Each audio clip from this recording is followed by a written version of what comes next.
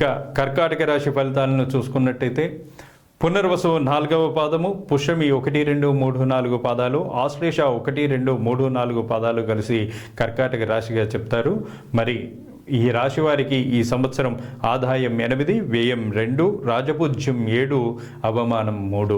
ఈ రాశి వారికి గురుడు మే 15 నుండి న్యాయస్థానమైనటువంటి మిథున రాశి యందు రజతమూర్తిగాను, శని సంవత్సరమంతా కూడా భాగ్యస్థానమందు రజతమూర్తులుగాను సౌభాగ్యకరమగు ఫలితాలని కూడా ఇస్తూ ఉన్నారు. రాహుకేతువులు వరుసగా మే 18 నుండి సంవత్సరమంతా కూడా అష్టమ ద్వితీయ స్థానములందు తామ్రమూర్తులుగాను సామాన్య సౌఖ్యములని కూడా కలిగిస్తూ ఉంటారు.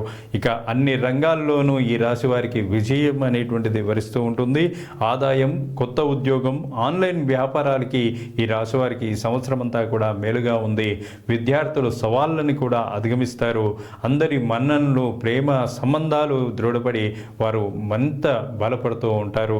ఈ రాశి వారికి షష్ఠ సౌభాగ్యాధిపతి అయినటువంటి గురుడు వ్యయస్థానంలో సంచారం వల్ల కూడా గృహమున శుభలాభాలు, శుభాశుభ విషయాలకై ధనం వెచ్చించడం కూడా జరుగుతూ ఉంటుంది. ఆరోగ్యంపై కూడా శ్రద్ధ వహించాల్సినటువంటి అవసరం ఉంది. ఇక దైవారాధన, తీర్థయాత్రలకి ధనాన్ని వెచ్చించడం అనేటువంటిది జరుగుతూ ఉంటుంది. ఈ సంవత్సరం మానసిక సంతృప్తి, సమాజంలో గౌరవం కూడా కలుగుతూ ఉంది. ఆరోగ్యాన్ని జాగ్రత్తగా చూసుకోవాల్సినటువంటి అవసరం ఉంది.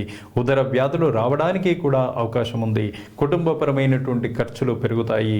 కుటుంబంలో సామరస్య వాతావరణం కూడా పెరుగుతుంది. ఆనందమైనటువంటి జీవితాన్ని కూడా అనుభవిస్తారు. ఉదర సంబంధమైనటువంటి రుగ్మతలకు అవకాశం వల్ల వైద్యపరమైనటువంటి కొన్ని ఖర్చులు కూడా పెరిగేటువంటి అవకాశం ఉంది.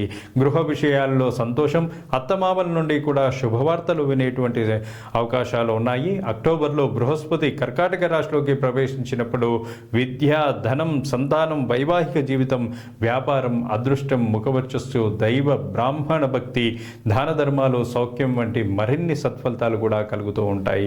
ఇక డిసెంబర్లో చలికి తట్టుకోలేకపోవడం వల్ల కూడా గొంతు నొప్పి, స్వల్ప అనారోగ్య సమస్యలు, ఖర్చులు కూడా పెరుగుతాయి.